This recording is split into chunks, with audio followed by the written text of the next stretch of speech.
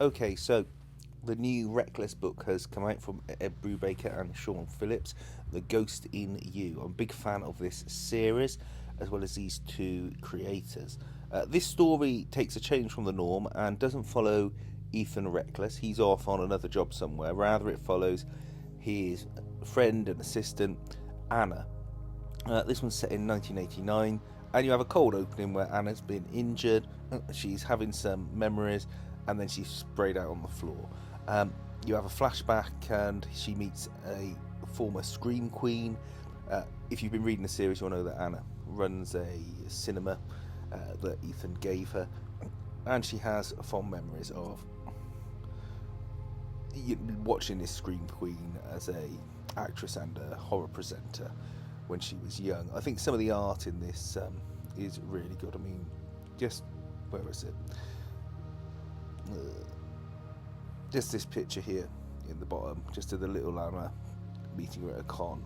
I don't know what it does, but it just gets across the feeling of sort of fandom and all the emotions they're trying to convey in that scene.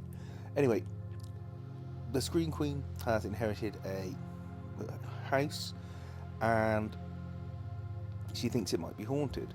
She says to Anna, "Look, I know how stupid this sounds, but I know you guys do stuff off the books. Can you just come down and check it out?" And Anna takes a job, thinking it'll be an easy one. She'll get to hang around with someone she admires, and it'll all be very straightforward. You get a history of the house. It's an old Hollywood house, so it's got a bit of a dark Hollywood past to it. There's some deaths associated with it. It was also used as a girls' school, a Catholic girls' school, when it stopped being used as a normal home due to deaths. Now, there's also a dog that's gone missing as well. So what you get is a mystery where Anna drafts in a clairvoyant who used to be seen by her mother that she'll get dragged along to as a child. You get Anna's backstory padded out, where you find out what's gone on between her and her mum, and that leads into a sort of B plot for this. I won't go into great detail on that because I don't want to ruin it, but it's really well written, it's really enjoyable, and I wouldn't say it's a quick read because I don't want that it to sound like I blasted through it, but it's one of those books you read and you don't notice that you've got through it all until you reach the end. She meets some shady characters, she hears noises, she does her investigations, and the plot goes a way that I didn't see coming until I was meant to see it going that way, meaning that the story wasn't so open-ended and obvious that I guessed any twists or developments that were coming ahead of when the writer wanted me to. I would say get this book digitally if you are a fan of the series and want to wait for a hardcover version, sort of a collected edition to come out. That's what I'm doing, bearing in mind that they brought out deluxe editions of all of the other Image Brubaker stuff. I don't see any reason why this series wouldn't be collected in the same manner.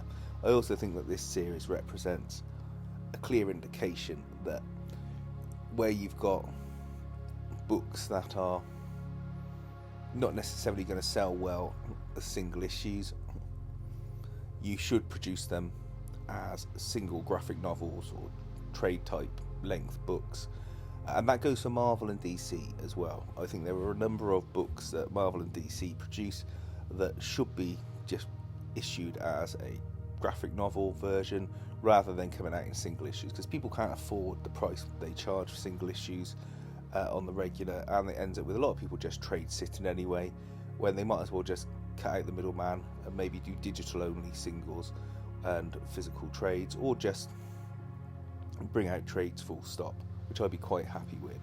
And I think they'd see an increase in sales as well, because people would be very happy to get those. And they could do a TKO model where if you want sort of the single issue floppy experience, then you can, at the same time the trade comes out, buy a set of the issues that make up the graphic novel, the trade,